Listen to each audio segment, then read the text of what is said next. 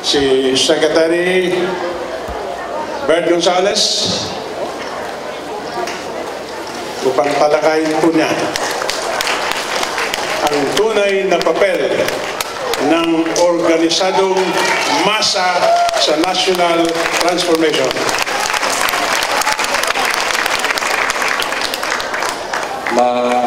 Magandang hapon po sa inyong lahat.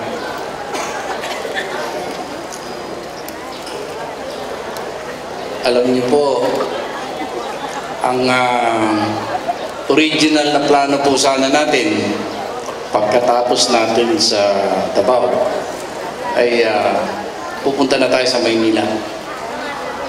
Kahit ano pong pinaplano natin na ialis ang sentro ng pagbabago sa Maynila, realidad po yata na hanggat hindi tayo tumutuntong sa Maynila ay parang hindi matatapos ang ating pakikipaglaban.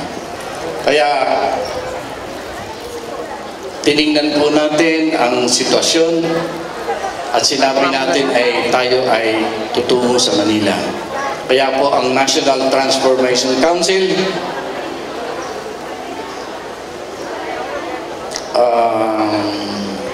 pasensya na kayo. Hindi ako magaling magsalita kapag maingay. Kaya kung po pwede, yung pagkuhan nyo ng tinapay, huwag nyo nang salihan ng pagsasalita pa. Pwede ho ba yan? Okay. Sinasabi ko kanina na ang plano sana natin ay tumungo na sa Maynila. Dahil ang tingin natin ay mukhang napapanahon na. Pero ewan ko ba ang nangyari dahil alam niyo po sa bahay ko, ang larawan po ng Blessed Mother doon ay yung yung larawan po niya ay yung nasa Guadalupe. Yun po ang aking pinagdadasalan. Hindi ko nga po lamang maisip kung bakit siguro mga 2 o 3 araw yun. Lagi kong naiisip yung Blessed Mother ni Archbishop Arguelles, yung Mediatrix. Lagi yan, balik-balik. Nagdadasal ako sa Guadalupe, pero naman ang Blessed Mother ng Mediatrix ang lumalabas sa isip ko. Sabi ko, palagay ko, sinasabi sa atin ng ating Blessed Mother na hindi pa tayo kailangan pumunta ng Maynila. Kailangan bumalik tayo sa Lipa. Kaya nandito po tayo ngayong hapon dahil sa Blessed Mother natin.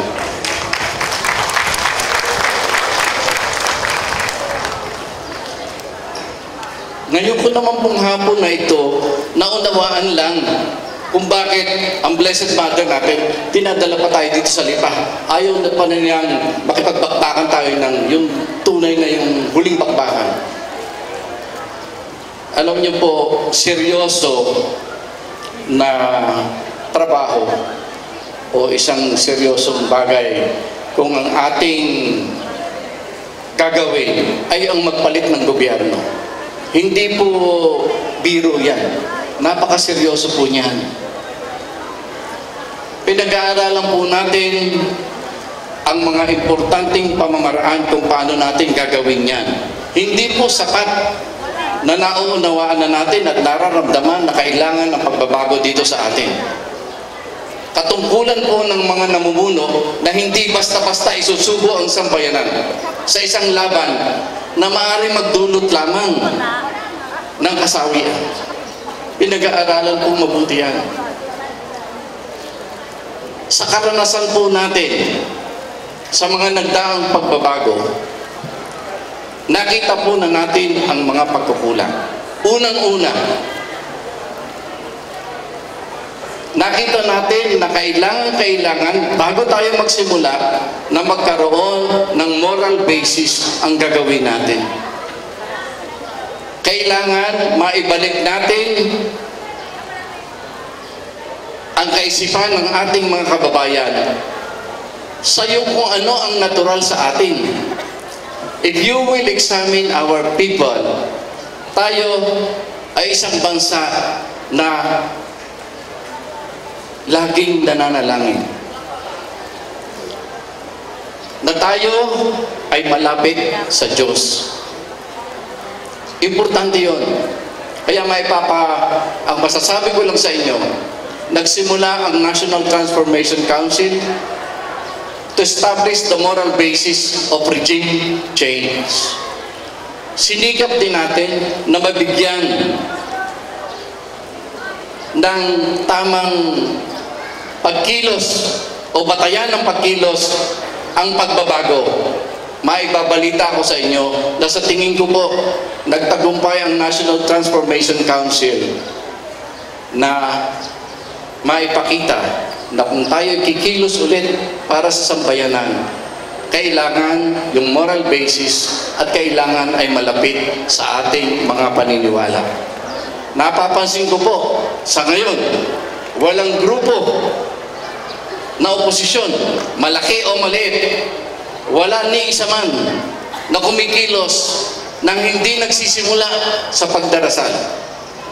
Naibalik po nating muli ang kahalagahan ng panalangin at pagtawag sa Diyos bago kumilos. Yung po, nakita ko na lang ngayon, natatawa po ako ng kaunti nga kahapon nadinig ko sa radyo na yung rally ng mga komunista, ang sinasabi sa polis, gusto lang naman namin dito sa kabila ng karsada para makapagsimula kaming magdasal. Abay, sabi ko, pati pala komunista nagdadasal na ngayon. Can you imagine that? Yun po ang simula. Ngayon, isa pong elemento sa pagbabago ng gobyerno ay bago po tayo magtagumpay talaga dyan, dapat po nating maunawaan ang relasyon ng mga puwersa na pwedeng magsama-sama o kumilos para magtagumpay. Importante po, at ito po nga na marami na akong nadidinig dito sino ba magli-leader dyan sa pagbabago? Tinitingnan po natin ang mga puwersa. Alam niyo po, ngayon, nagkakaroon tayo ng kontrobersya dahil nakikita po ng ating pamahalaan, ng ating kilos, ay may mga arsobispo, may mga pare. Buti naman, sisters, nandito na kayo. Ingat na kayo, masasali kayo. Yung tinitignan niya. So, sino ba talaga? Kasi tinitignan ngayon ng sambayanan at ang mga kalaban natin, gusto nilang makita, sino ba mamumuno dyan? Ang sinasabi nila, baka mga obispo ang mamumuno sa laban. Ang sabi ng gobyerno, ay kung mga obispo, talo na kayo. Kasi iilan lang yan sila Arguelles. Yung may isa pa yatang arsobispo na medyo bumabali-balintad pa. At yung isa pang kardinal ang sabi nila baka hindi niya na naintindihan kung ano ang kanyang binabasa. Alam niyo yun, masakit na masakit po sa akin yun. Dahil kilala ko po si Cardinal Vidal Bago po niya binabasa yan ilang araw niya pong binabasa muna yan at pinag-aaralan. Hindi ko po maintindihan kung bakit sinasabi na si Cardinal Vidal nagbabasa ng hindi niya naiintindihan. Hindi po tama yan. Ngayon, gusto ko po sanang linawin dahil sa nangyayari ngayon na nakinig tayo sa boses ng mga dukha natin, mukhang lumilinaw na po kung sino ang mamumuno sa laban na ito.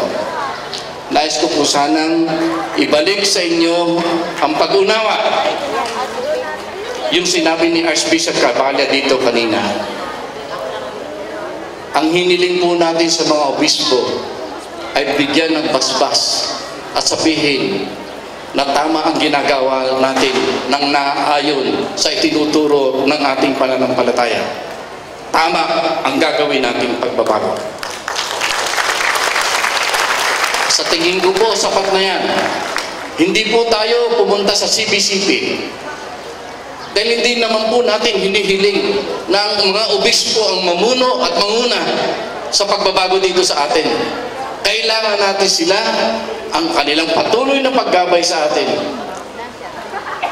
Pagsasabi sa atin na naaayon sa aral ng ating pananampalataya ng ating mga ginagawa, tayo po ay nagpapasalamat dyan. Pero gusto kong sabihin sa inyo at linawin na hindi tayo nagtatago sa likod ng mga obispo. Hinihiling natin ang kanilang gabay. Pag-unawa, yun. Gusto ko rin sabihin sa inyo na hindi po pwedeng ang ating Armed Forces of the Philippines ang isusubo natin dyan. Hindi nila katungkulan ang magpalit ng gobyerno. Kaya yung po nagchichismis-chismis dyan tungkol sa kudita, hindi po totoo yan. Hanap buhay lang po yung kudita. Marami pong yumaman dyan nung araw. Ang Armed Forces of the Philippines po, ang katungkulan nila ay bigyan ng proteksyon kapag nagdesisyon ang sambayanan. Dito po, luminaw sa tingin ko, ako po nalinawan, ewan ko kayo. Lalo na po yung ating waray, sumubra po yata ang tapang ng ating taga-sana rin. Imagine nyo po, ininsulto kaming lahat ng mga lalaki. Kahiyaan na ho ito. Kahiyaan na to. Ano nyo ininsulto kami daw under Bisaya. Sa bagay po, dahil may mga obispo dito, umaamin po ako, isa po ako sa mga under Bisaya. Karamihan po sa amin naman totoo yan. Anyway, ang ibig ko po lang sabihin ganito. Ito po seryoso na. Sinasabi po ng mga leader ng ating mga maralita o ordinaryong mamamayan sa atin na handa silang kumilos para sa pagbabago. Ako po naniniwala po ako dyan. Talaga po namang lagi silang nangunguna Kasi tayo po medyo nakakagaan ng kaunti sa buhay. O kunyari, para bang akala mo'y talagang nakapag-aral, magaling po tayo magtago sa gulo Talaga naman pong ng mga mahihirap ang ginagamit natin pambala sa kanyon. Hindi po ba? Lagi naman ganyan Ito maghahanap tayo ng rally. Di ba pumupunta tayo doon sa mga urban poor communities? Di ba? Sila yung kinukuha natin para manguna lagi. Pero alam niyo, malungkot po yan. Ang hinihiling nila sa atin ngayon, mukhang natuto na po ang mga mahihirap natin ngayon Hindi na natin masyadong pwedeng bulahin. Kasi ang sabi nila sige, sali kami ulit. Pero dapat pagkatapos ito, kasali na kami. Diba? Kasali na sa pagpapatakbo ng pamahalaan. Yun ang sabi nila Alam nyo, nandito si Ka Efren Villaseñor. Siya po ang namumuno ng ating coconut farmers. Ka Efren, huwag ka na umiyak, tumayo ka na dyan. Alam nyo po ito si Ka Efren Villaseñor. Noong pong panahon ni GMA, dahil po siya ay namumuno ng mga coconut farmers, napagkasundoan po ng mga farmers na siya ang gawing chairman ng Philippine Coconut Authority, opisina ng gobyerno. Kinausap po nila si Archbishop Kapala para magbigay ng rekomendasyon. Dumaan po sa akin yung rekomendasyon na yun Dinala ko po kay GMA, yung ating dating Pangulo. Inaprubahan na maging chairman ng Philippine Coconut Authority si Efren Villaseñor. Ito naman pala si Efren naglihim sa akin hindi naman daw pala siya nakatapos ng college Hamak niyo yung appointment binawi. Kasi si Efren Villaseñor daw ay kulang yata ng 2 subject bago makagraduate. Ganyan po ang nangyayari sa mga mahihirap sa atin. Kapag pwestuhan na, ay nati-technical. Hindi po natin iginagalang ang eksperyensya ng isang tao. Tinitingnan po natin ay diploma. Kaya marami po nagyayabang sa atin ng master's degree, PhD. Hindi ko po minamaliit yan. Hindi natin. Okay po yan. Pero kung minsan, yung experience at higit sa lahat, yung puso. Alam niyo po sa bansang Sweden, napunta po ako minsan doon eh. Tinanong ko yung, kasi meron po akong kaibigan dyan, ang high school graduate, pero Deputy Minister of Defense ng Sweden.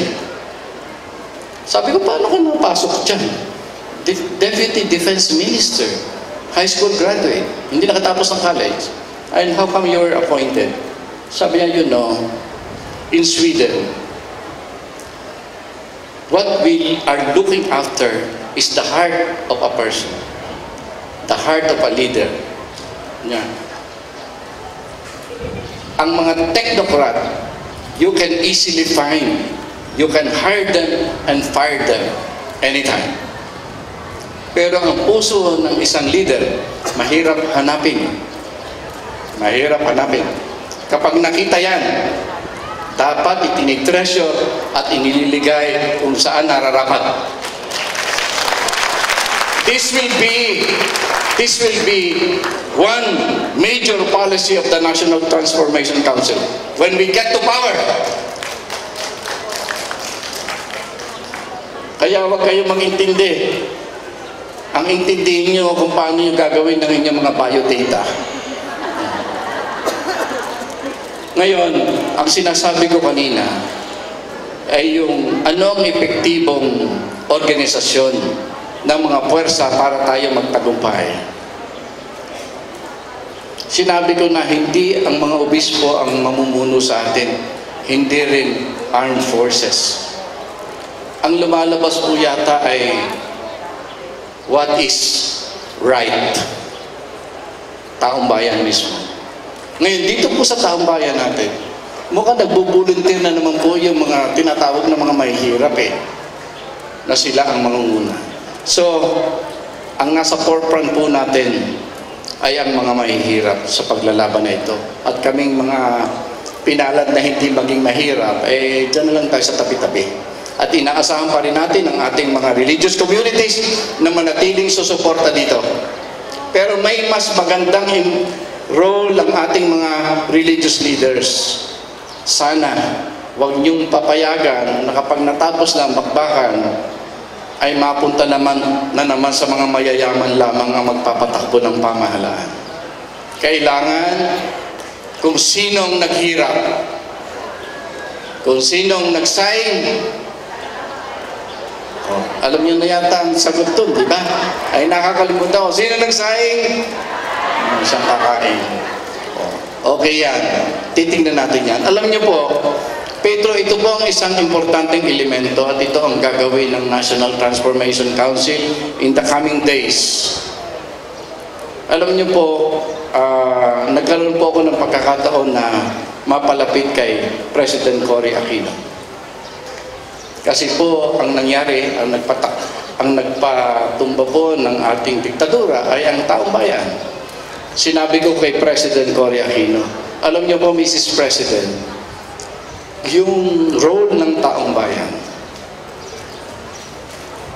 may mga nakita po tayong mga modelo para yung taong bayan ay hindi lamang para magmarcha sa kalsada, hindi lamang para magpakita ng numero nila.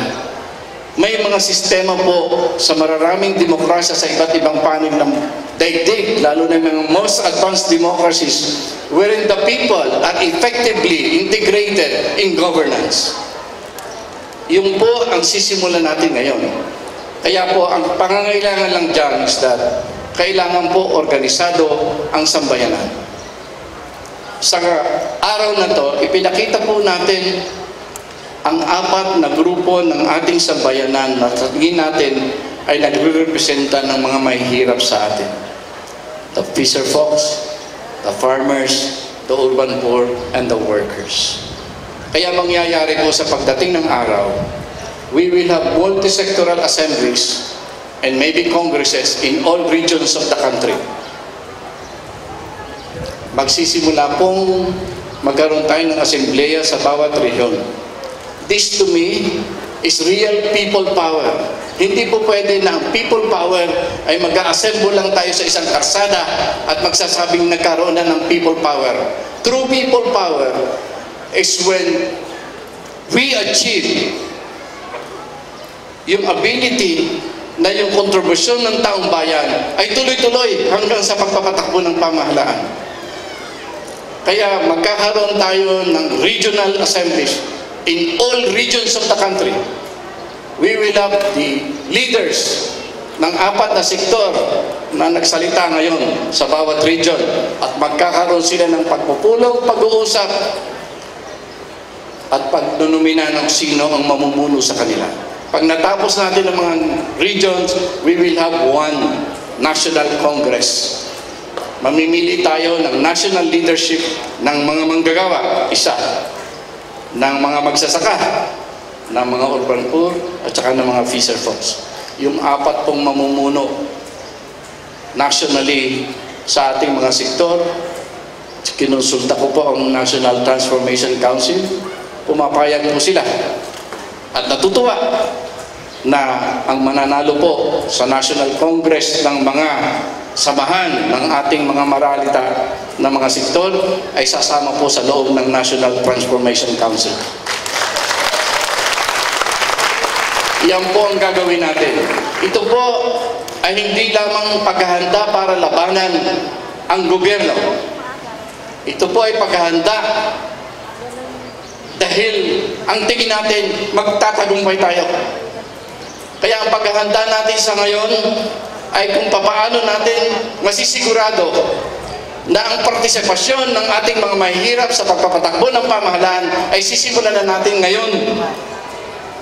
We will begin the regional assemblies and then the National Congress so that they can elect the leaders. Tama ang sinabi ni Boy Aranuez, the Secretary of Labor should be chosen by the labor movement. Hindi po pwede nang hahawak ng Departamento ng Agrikultura natin ay hindi yung nakakaunawa ng buhay ng isang magsasaka. So the peasant organizations nationwide will choose the head of the Department of Agriculture.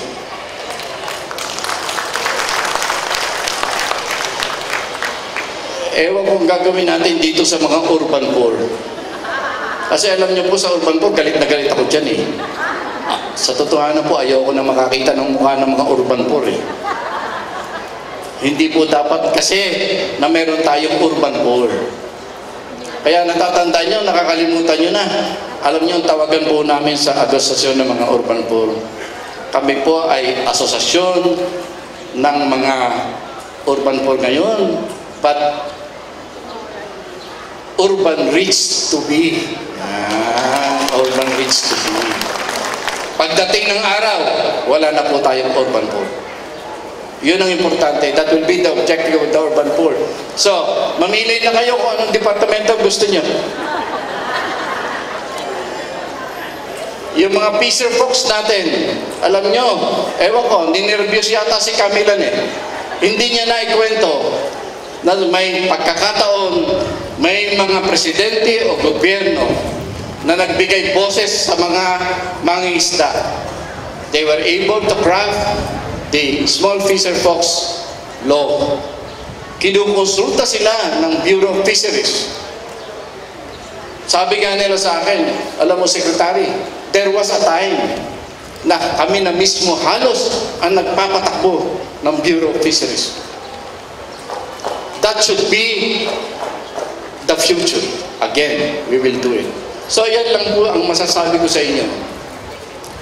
Siguro po hindi pa natutuloy ang pagpapalit kay Pinoy kasi hindi pa natin sinisimulan na ang ating mga mahihirap, ang ating gawing mangunguna sa ating pakikipaglaban. Ang ating pong mga religious leaders at mga madre, pare, kung po pwede sana, bakilako kayo at tulungan ang ating mga basic sectors dito sa kanilang pakikipaglaban. Huwag po kayong mag-alala sa Armed Forces of the Philippines. Alam niyo po, katulad din po natin silang lahat. Mga mahihirap din po lahat yan. Maunawaan nila ang pakikipaglaban natin. Sa takdang panahon, sa tingin ko, kikilos din ang mga yan na pumapabor kung ano ang nanaisin ng ating mga mahihirap sa bayan natin. Kaya po ngayon, ano po kaya ang gusto kong sabihin sana bilang pangwakas? Siguro gusto ko lang po sanang bigyan ng mensahe ang ating Pangulo. Alam niyo po, hindi siguro alam ng marami na yung pong mga organisasyon ng mga mahihirap sa atin ay nagsimulang mag-organisa at magbuo nung panahon po ni President Cory. Siguro lang po masasabi ko kay President Aquino na ito po sa kikilos ngayon para baguhin ang pamahalaan ng Pilipinas. Ang mangunguna ng pagbabago ay yung pong mga organisasyon ng mga mahihirap na pinakinggan, sinuportahan ng kanyang nanay, si President Cory Aquino. Maraming salamat po.